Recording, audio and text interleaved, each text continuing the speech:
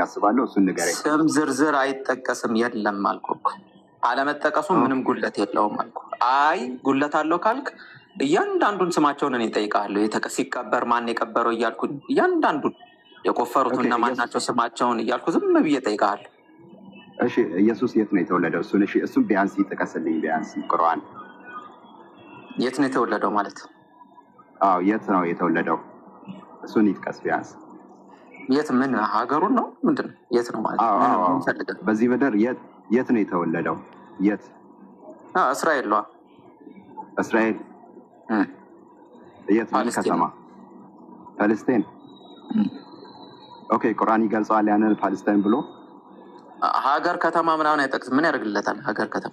ኦኬ ፓለስቲን ለእስራኤል ግን እንደተላከ ለእስራኤል ዋናው ዓላማ አልኩህ እኮ የተወለደበት እዚህ ከተማ ነው የታነጸበት ከተማ ይሄ ነው ምናምን ሳይሆን ለእስራኤል ግን አላህ ሱብሓነሁ ወተዓላ እንደላከው ነብይ አድርጎ እንደላከው ደግሞ ይነግራል።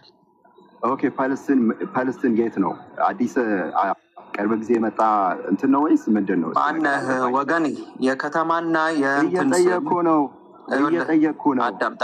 እሺ እንደዛ ነው ጥያቄው። አይ ወደ ሌላ የኔ መልስ ኖ ይኸውልህ የምትጠይቀውን ጥያቄ በስትክክል ማትጠይቅ ከሆነ ትክክል ዝም ብለህ የከተማና እንትን የምትጠይቀን ከሆነ ችግር የለውም። የከተማና እንትን የምትጠይቀን ከሆነ እኛ ዝም ብለን አንድ ነብይ ጠቅሰን የት እንደተወለደ ምናምን ዲቴሉን ትነግረናለህ። ካልሆነ ኮርሻል ማለት ነው። እሺ አንዴ ልጠይቅህ። አብድዩን ታውቀዋለህ? ነብይ አብድዩን ታውቀዋለህ? ቆይ ነብይ አብድዩን ታውቀዋለህ? በመጽሐፍ ቅዱስ ቆይ መልስ። አለ የት ነው የተወለደው? የት ከተማ ላይ? አላነበብኩትም፣ አላየውም። ቀስ አላነበብኩት። በቃ እሷን ፈልገህ አሁን ከተማውን ነው። እኔ ነኝ ጠያቄ። አዙረህ ተጠያቂ አታርገኝ። አዙረህ ምናምን አዳምጥ አሉ። ስማኝ የኔን መልስልኝ። አብድዩ የት ከተማ ነው የተወለደው? እሱን ተውና አሁን የኔ መልስ መልስ። አብድዩ የት ከተማ ነው የተወለደው? አታውቀውም? ለምሳሌ የነቢዩ መሐመድን ብጠይቅ ትነግረኝ ነበር። የነቢዩ መሐመድን ብጠይቅ ትነግረኝ ነበር። የኢየሱስ ክርስቶስ የለም አለ ቁርአን ላይ አለ።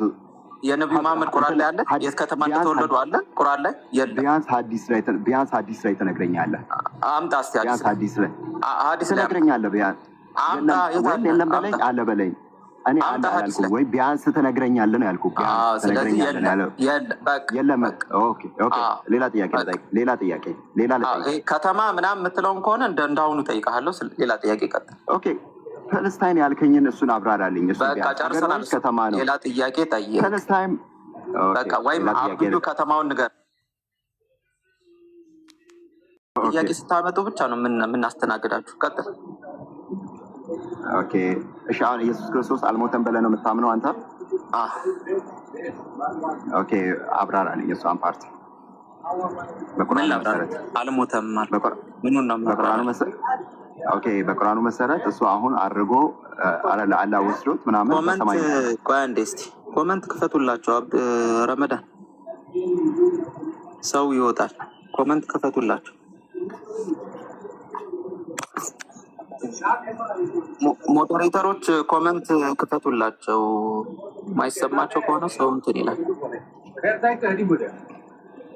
ኮመንት መርየም ልጅ ዒሳን አለይሂ ሰላም ለቂያማ ቀን ወይም ደግሞ ለመጨረሻው ጊዜ ማለት ነው ምልክት ለማድረግ ነው። ምልክት ያደርገዋል።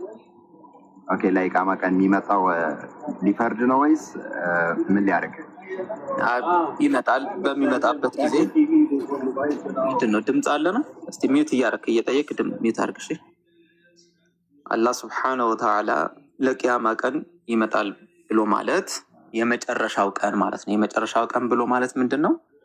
ቂያማ ከመውረዱ በፊት ማለት ነው። እሺ ቂያማ ከመሆኑ በፊት ወይም ደግሞ የመቆሚያው ቀን ብለን የምንጠራው የፍርዱ ቀን ከመምጣቱ በፊት ይመጣል። ምልክት ያደርገዋል። ምልክት ብሎ ማለት ምንድን ነው?